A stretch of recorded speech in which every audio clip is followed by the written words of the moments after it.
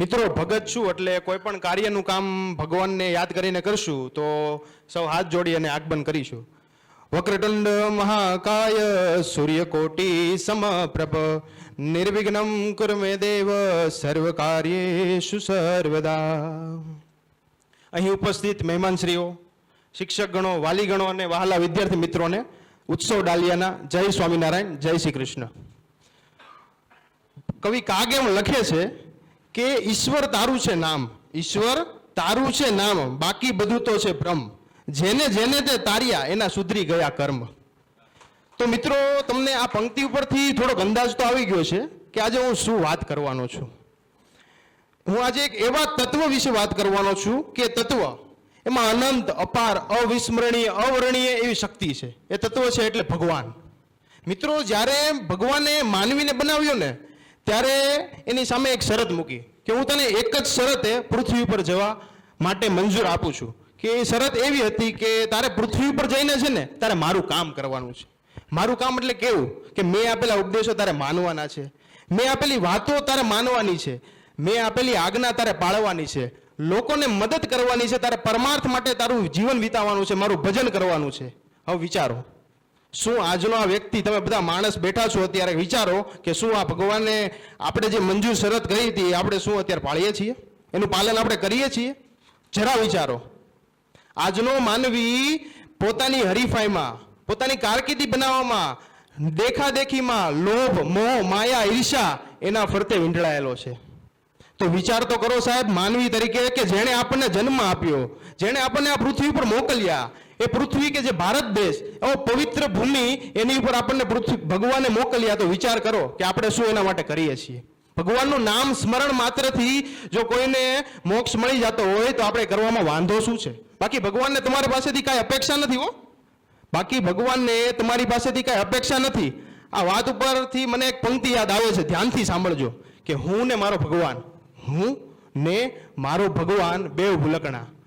એ રોજ મારા પર અનંત ઉપકારો કરે, હું એને ભૂલી જાઉં, અને હું રોજ અનેક ભૂલો કરું, એ એને ભૂલી જાય. હું ને મારા ભગવાન બેવ ભૂલકણા. કેટલી અદ્ભુત પંક્તિ છે સાહેબ. વિચાર તો કરો, એ કાંઈ પણ અપેક્ષા રાખ્યા વગર આપણી ઉપર એટલા ઉપકારો કરે છે, એટલા ઉપકારો. એક પણ જાતની અપેક્ષા નથી એને. બસ એક જ અપેક્ષા છે કે મેં આપેલી જે કર્મની રીત છે ને સાહેબ, તમે એ રીતે કરો અને કર્મના ફળની આશા ન રાખો, બધું મારી ઉપર મૂકી દો સાહેબ.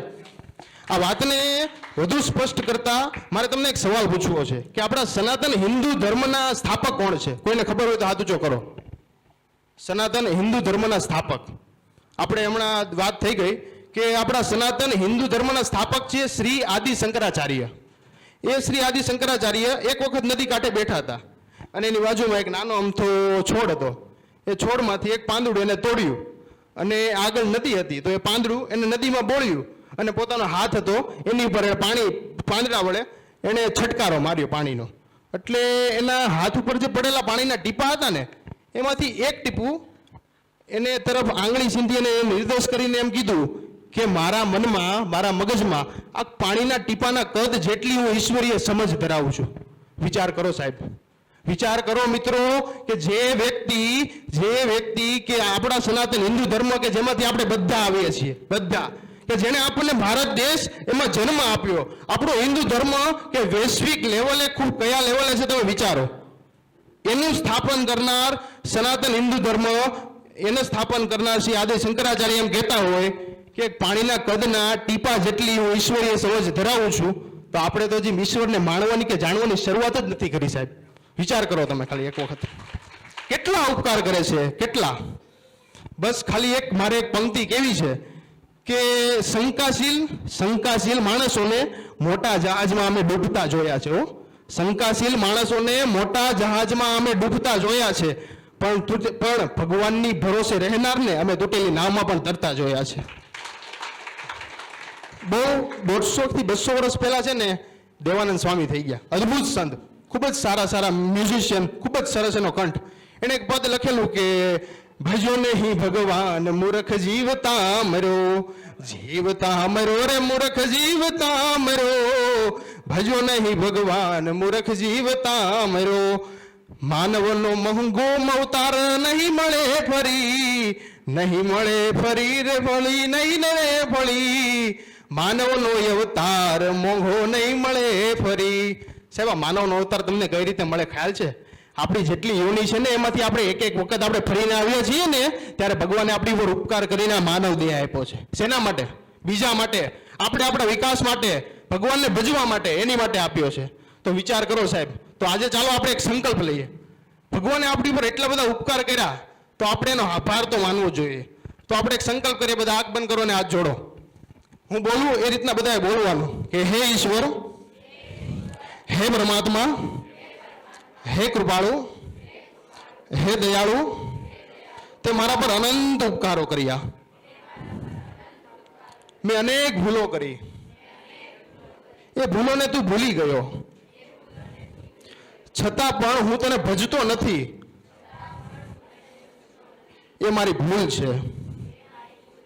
તો તે કરેલા ઉપકાર અને મેં કરેલી ભૂલ એ વચ્ચેને મારે તફાવત નથી રાખવો. તો એ માટે મેં કરેલી ભૂલ અને તમે કરેલા ઉપકાર એ વચ્ચેનો તફાવત મારે નથી રાખવો.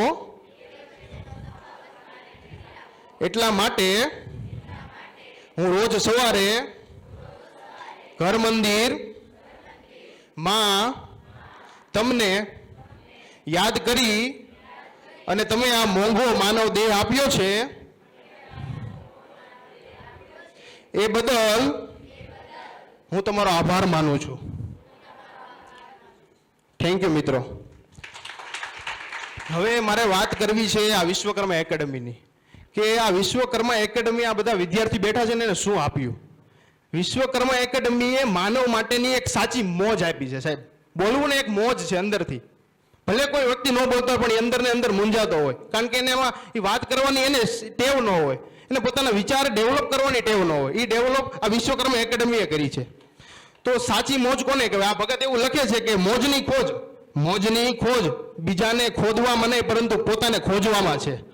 એટલે આ વિશ્વકર્મા એકેડમીએ પોતાની જાતને ખોજવા માટેનું કામ કર્યું છે પોતાની વાણી દ્વારા, કે તમે ડેવલપ કરો, વાણી દ્વારા તમે ડેવલપ થાય. બસ એટલું જ. Thank you.